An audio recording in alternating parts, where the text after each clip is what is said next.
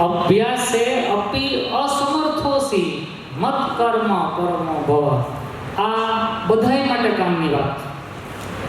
તમે અભ્યાસમાં મન રાખતા થાવ, તમારી બુદ્ધિ અભ્યાસમાં વાપરો તો તમે ઉર્ધ્વ બનશો જ. પણ કોઈ એમ કે હું અભ્યાસ કરવા માટે અસમર્થ છું, બહુ ટ્રાય કરું છું, નથી આવડતું, કાંઈ વાંધો નહીં, આ એનોય જવાબ છે. તો અભ્યાસમાં અસમર્થ ભલે હો, અભ્યાસમાં અસમર્થ હોવા છતાં પણ અભ્યાસમ અપી અસમર્થોસી મત કર્મ પરમો ભવ.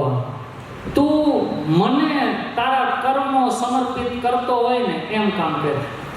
તું ભણવામાં નબળો છો, આઉટપુટ નથી મળતું, કાંઈ વાંધો નહીં, તું તોય ભણ, મારા માટે ભણ. તું તારી ચિંતા મૂકી દે, ભાઈ મારે સારા માર્ક નહીં આવે તો મારું કેરિયર નહીં બને, ચિંતા મૂકી દે. તું તારી ચિંતા મૂકી દે, મારા માટે ભણ. તને જે કાંઈ માર્ક આવે તું મને સમર્પિત કર. તારા યોગક્ષેમનું વહન હું કરીશ.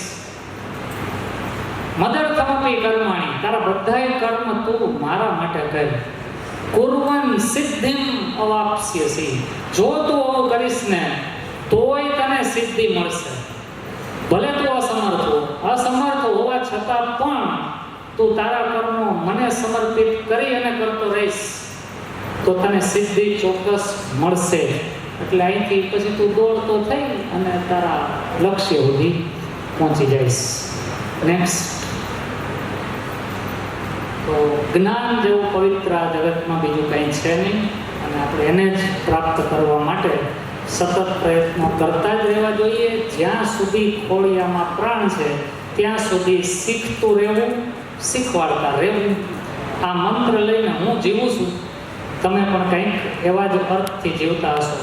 તમારા બધાનું ભવિષ્ય શ્રેષ્ઠતમ બને, તમે આનંદથી સતત ભરાયેલા રહ્યો, દુઃખ તમારી નજીક સેજ પણ ના આવે એવી ભગવાન શ્રીજી મહારાજના ચરણોમાં પ્રાર્થના સાથે દરેકને જય સ્વામિનારાયણ.